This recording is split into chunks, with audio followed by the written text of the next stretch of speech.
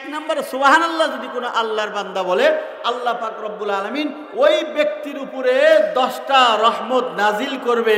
আওয়াজ করে জোর আওয়াজে আল্লাহকে শুনিয়ে দেন, বলেন সুবহানাল্লাহ।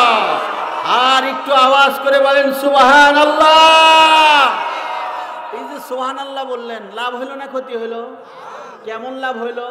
আপনি যখন মারা যাবেন, আমার কথায় কি আপনারা বিরক্ত হইতেছেন? আমি একটু সাজায় গোছায় কিছু কথা বলি। অনেক দূর থেকে আসছি কষ্ট করে, আসছি না, কষ্ট করে আসছি। যদি একটু আপনারা মেহেরবানি করে সুযোগ দেন, তাহলে আমি বলার চেষ্টা করবো ইনশাল্লাহ। তাহলে যে কথা বলতেছিলাম, লাভ কেমন? মনে করেন আপনি আজকে আল্লাহর মনোনীত প্রিয় বান্দা, কথা বুঝবেন দিল দিয়া।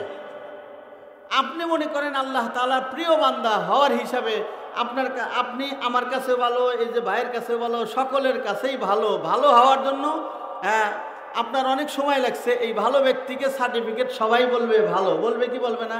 এই ভালো বলার খাতিরে কিন্তু লোকটার ভালোই হয়। যদি চাকরির জন্য ইনফরমেশন আসে মহল্লার মধ্যে, পুলিশ বা পুলিশ প্রশাসন সবাই যদি ভালো বলে দেয়, চাকরি হয় কি হয় না? হয়। দুনিয়াবাসীর কাছেও ভালো, আল্লাহর কাছেও ভালো। পক্ষান্তরে এই ভালো অবস্থায় যদি আল্লাহ তাআলার গুণগান গাইলে কি হবে? আল্লাহ পাক রব্বুল আলামিন আপনার আমল নামায় শুধু নেকি আর নেকি দিবে। সুবহানাল্লাহ বলেন। মুসলমান বাবাজিরা আমার, গভীর মনোযোগ। শুধু নেকি আর নেকি হবে, কিন্তু আপনি যখন কবরের জগতে চইলা যাবেন, যাওয়ার পরে আল্লাহর মনোনীত হওয়ার বান্দা হওয়ার পরেও কিন্তু সুবহানাল্লাহ বলার সুযোগ পাইতে পারেন, আলহামদুলিল্লাহ বলার সুযোগ পাইতে পারেন, আল্লাহু আকবার বলার সুযোগ পাইতে পারেন। কিন্তু আল্লাহ পাক রব্বুল আলামিন আমল নামায় কোনো নেকি দিবে না। দুনিয়ার জমিনের মধ্যে একবার সুবহানাল্লাহ বললেন, একবার আলহামদুলিল্লাহ বললেন, লাভ হইল, অনেক লাভ হইল। কেমন লাভ হইল? মরার সাথে সাথে আল্লাহ পাক রব্বুল আলামিন আপনারে ক্ষমা করে দিতে পারে কি পারে না? আরো জোরে বলেন, পারে কি পারে না? এই জন্য সুবহানাল্লাহ বলবো, আলহামদুলিল্লাহ বলবো, যা বলাই সব কিছু বলবেন। কারণ ক্ষতি হবে এমন কিছু বলাবো না। যা বললে লাভ হবে ওই শব্দগুলাই আমি আপনারে দ্বারা বলাইয়া নেব। এক নম্বরে বলতেছিলাম, সুবহানাল্লাহ যদি কোনো আল্লাহর বান্দা চকগোবিন্দপুর মুসলমান বন্ধুরা যদি আল্লাহর কোনো বান্দারা যদি একবার বলে, আল্লাহ তাআলা 10টা রহমত নাজিল করে দিবেন। আবারও বলেন না সুবহানাল্লাহ। 2 নম্বরে 10টা গুনাহ আল্লাহ তাআলা মাফ করে দিবে। সুবহানাল্লাহ বলেন। 10টা নেকি দিবে, 10টা জান্নাতের মধ্যে আপনার জন্য দরওয়াজা বন্ধ করে দিবে। 4টা লাভ হলো। শুনলাম তো আমরা, এখান থেকে আমল করা শুরু করে দেব ইনশাআল্লাহ। সম্মানিত উপস্থিতি, এখন আসেন আমার আসল আলোচনার দিকে আমি আসি। আর কোনো অতিথিবৃন্দ আশা করা যায় আসবে না, তাই না ভাই? ওই রকমই। যাই হোক, এখন আমি তি হলো অলিনল একজন, নাকি কন? আমি যা কমো তাই হবে। আমি যদি কই এখন মোনাজাত, তাই হবে। আর 10 মিনিট পরে যদি মোনাজাত কই, তাই হবে, তাই না? যাই হোক, 10 মিনিট পরে দেব না। আপনাদের কিছু হক আছে, সেই হকটা আমি আদায় করার চেষ্টা করব ইনশাআল্লাহ। সম্মানিত উপস্থিতি, আমি যে আয়াতে কারিমা আপনাদের সম্মুখে তেলাওয়াত করেছি, প্রত্যেকের মুখস্থ আছে না নাই? বলেন, আছে না নাই? একটু কথা বললে বাবা যে সুবিধা হবে। প্রত্যেকের মুখস্থ আছে না নাই? আছে। আপনাদের পাশে কি কবরস্থান আছে? কয় কিলো? ডান পাশে কয় কিলো? না মানে 100 হাত। কত হাত?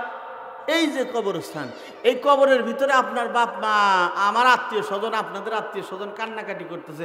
আপনারা কেউ কি শুনতেছেন? জোরে বলেন, শুনছেন? শুনতেছেন না?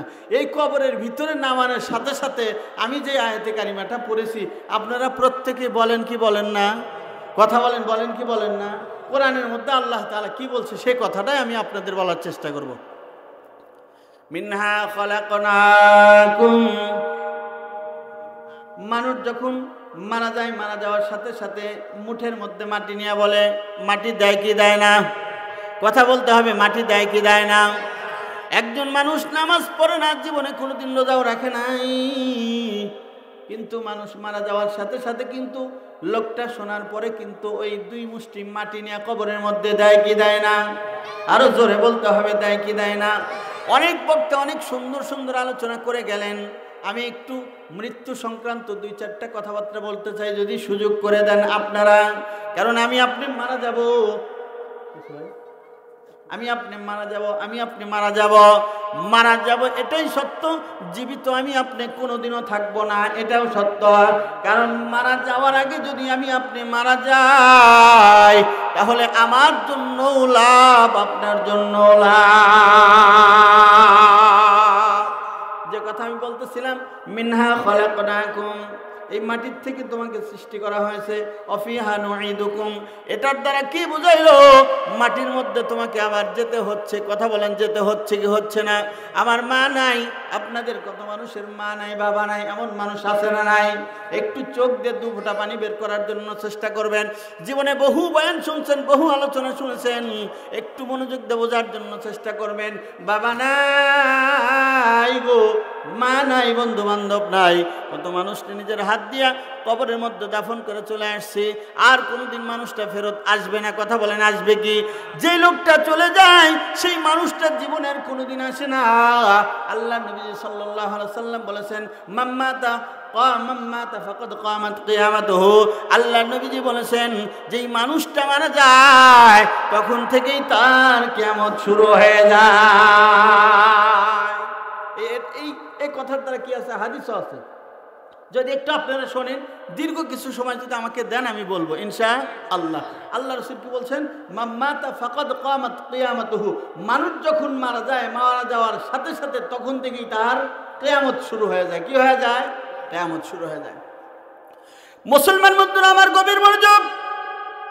এই যে এক মুষ্টি মাটি আমি কবরের মধ্যে দিলাম, এই দেওয়াটার উদ্দেশ্য কি? মিনহা খলাকনাকুম, এটার দ্বারা উদ্দেশ্য কি? এই মাটির থেকে তোমাকে বানানো হয়েছিল।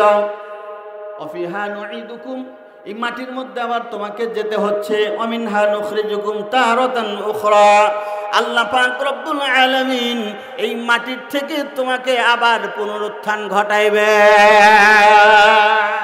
ক্ষমতা আল্লাহর আছে না নাই? এই জোরে বলেন, ক্ষমতা আল্লাহর আছে না নাই? আল্লাহর সব ক্ষমতা আছে। আল্লাহ ফকিরকে বাদশা বানাইতে পারে, বাদশাকে ফকির বানাইতে পারে। যার দৃষ্টান্ত আজ থেকে কয়েক মাস পূর্বে কোন একজন মহিলা বলেছিল 41 সাল পর্যন্ত থাকবো, আল্লাহ পাক রব্বুল আলামিন তাকে 41 মিনিটও ক্ষমতায় রাখে নাই। জোরে কথা বলতে হবে, ঠিক না ঠিক? ওই তাকবীর দিলে হেঁটেই শুধু ঘরের মধ্যে থেকে লিল্লাহি তাকবীর। কি চলবো সভাপতি সাহেব? না মোনাজাত করে দেবো? এই সভাপতি সাহেব ভালো মানুষ, আমার ভালো লাগছে। আপনারা কেউ আমার খোঁজ খবর নেন নাই। একটা প্রধান বক্তার দাওয়াত দিয়ে তো একবার ফোন দেওয়া লাগে। গতকালকে আমার শ্বশুর আব্বা, অর্থাৎ উকিল শ্বশুর আছে না, আবু বকর কাকা, আমি তিহাক ফোন দিলাম, হাইদা কাকা ঠিক আছে তো? কও কি ঠিক নাই মানে? পোস্টার হয়েছে, ব্যাগ হয়েছে। বললাম পোস্টার হয়েছে, ব্যাগ হয়েছে, বা আমাকে তো আল্লাহ ফোনও দিলেন না। বা কথা কন না কা? আমার কেউ যদি, আমি একটু টাঙ্গাল দিয়ে বেশি প্রোগ্রাম করি তো ওদের সুরে একটু কথা বলতেছে, আপনারা রাগ করতেছেন না তো? হ্যাঁ, কথা কন, রাগ করতেছেন? ওরা দাওয়াত দিলি বাবা 2-1 দিন পর পরে, হুজুর ঠিক আছে, ঠিক আছে, কখন আসতেছেন, কোনে আইছেন? বাবা ফোনের চোটে আর বাবা যেই ওয়াজ শেষ আর হুজুরের দাম আর নাই। আমি কি ভুল বললাম? হুজুরের দাম আর নাই। রাইতে যদি থাকবে দেয়, ওরে বাবা কিসের কম্বল, কিসের খাতা, ডাকাডাকি করে নিয়ে এসে জীবন শেষ। এই জন্য আমরা হুজুররাও চালাক হয়ে গেছি, ওয়াজও শেষ, ওইখানে থাকার কোনো সুযোগ নাই। গতকালকে এক জায়গায় ওয়াজ করছি, আর এক গ্রামে যায় থাকছি, হুন্ডা অগরেই দিয়া ভাড়া করে গেছি, নামা দিয়ে আসা লাগবে। কারণ সকালবেলা বাবা তো খুঁজাও পারবো না, সকালে তো হুন্ডা না আমাকে জায়গা দিব, সেই সময়টা তার আর থাকবো না। কথা কন না কে? এই জন্য বিদায় দি রাইতেই দিয়ে কয় হুজুর ল্যাব খাতা সব আছে। আরে ল্যাব খাতার গুল্লি বাড়ি আমি ফাঁকে যা থাকবো, তাও আরাম আছে। কথা কন না কে? এই কথা এই জন্য বলতেছি, বোঝানোর জন্য বলতেছি।